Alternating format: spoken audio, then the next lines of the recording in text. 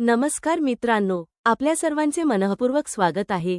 आज आपण जाणून घेणार आहोत श्रावण महिन्यातील शुक्रवारपासून सुरू होणारे श्री वैभव लक्ष्मी व्रत कसे करावे, पूजेची मांडणी कशी असावी, कोणता नैवेद्य दाखवावा, व्रताचे नियम कोणते आणि उद्यापन कसे करावे याची संपूर्ण माहिती।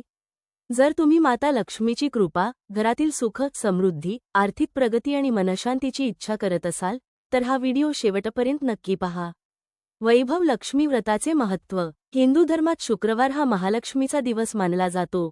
विशेषतः श्रावण महिन्यात केलेली लक्ष्मीची उपासना अत्यंत फलदायी मानली जाते। श्रद्धा, विश्वास आणि सातत्याने केलेले वैभव लक्ष्मी व्रत घरात सुख, शांती आणि समृद्धी आणते, अशी धार्मिक मान्यता आहे।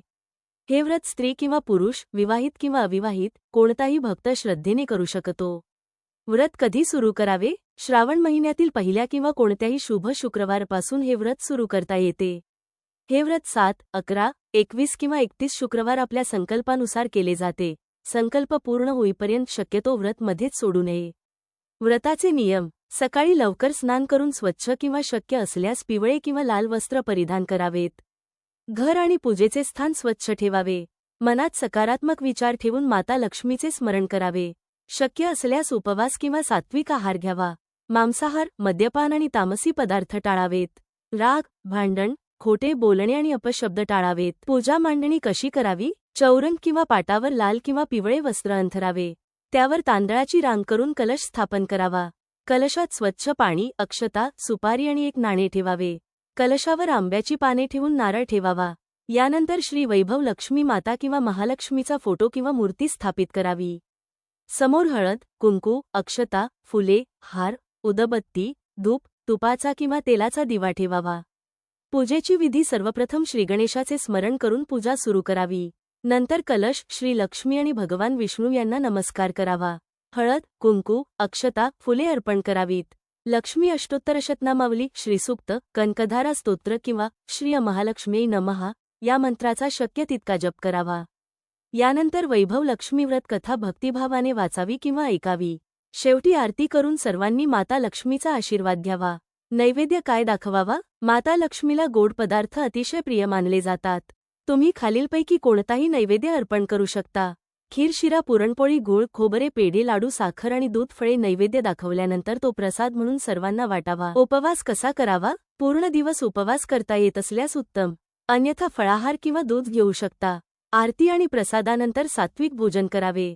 प्रत्येक शुक्रवार काय करावे? प्रत्येक शुक्रवारी दिवा लावून पूजा करावी। वैभव लक्ष्मी व्रत कथा वाचावी। आरती करून प्रसाद वाटावा। माता लक्ष्मीचे नामस्मरण करत राहावे। उद्यापन कसे करावे? ज्या संख्येचा संकल्प केला असेल, शेवटच्या शुक्रवारी उद्यापन करावे। त्या दिवशी विशेष पूजा करावी। माता लक्ष्मीला सुंदर फुलांचा हार, नवीन वस्त्र किंवा ओटी अर्पण करावी। खीर, पुरणपोळी किंवा गोड नैवेद्य दाखवावा। शक्य असल्यास सुवासिनी महिलांना हळद, कुंकू, फुले, फळे, दक्षिणा आणि छोटी भेटवस्तू द्यावी। गरीब किंवा गरजू व्यक्तींना अन्नदान किंवा वस्त्रदान करणेही अत्यंत पुण्यकारक मानले जाते। शेवटी सर्वांनी लक्ष्मीची आरती करून प्रसाद वाटावा आणि संकल्प पूर्ण झाल्याबद्दल मातेला कृतज्ञतापूर्वक नमस्कार करावा। महत्त्वाची सूचना। वैभव लक्ष्मी व्रत हे श्रद्धा, भक्ती आणि सकारात्मक भावनेने करावे। हे व्रत केल्यानेच निश्चित धनलाभ होईल अशी हमी धर्मग्रंथ देत नाहीत। या व्रताचा मुख्य उद्देश भक्ती, सदाचार, दान आणि मनशांती वाढवणे हा आहे। मित्रांनो, श्रावण महिन्यातील शुक्रवारपासून श्रद्धेने केलेले वैभव लक्ष्मी व्रत हे माता लक्ष्मीच्या भक्तीसाठी अत्यंत पवित्र मानले जाते। जर ही माहिती तुम्हाला उपयुक्त वाटली असेल तर व्हिडिओला लाईक करा, आपल्या मित्र मैत्रिणींना शेअर करा आणि अशाच धार्मिक व्रत पूजेची माहिती मिळवण्यासाठी आपल्या चॅनलला नक्की सबस्क्राईब करा। जय माता लक्ष्मी। श्री महालक्ष्मी माता आपल्या सर्वांच्या जीवनात सुख, समृद्धी आणि ऐश्वर्याचा वर्षाव करो।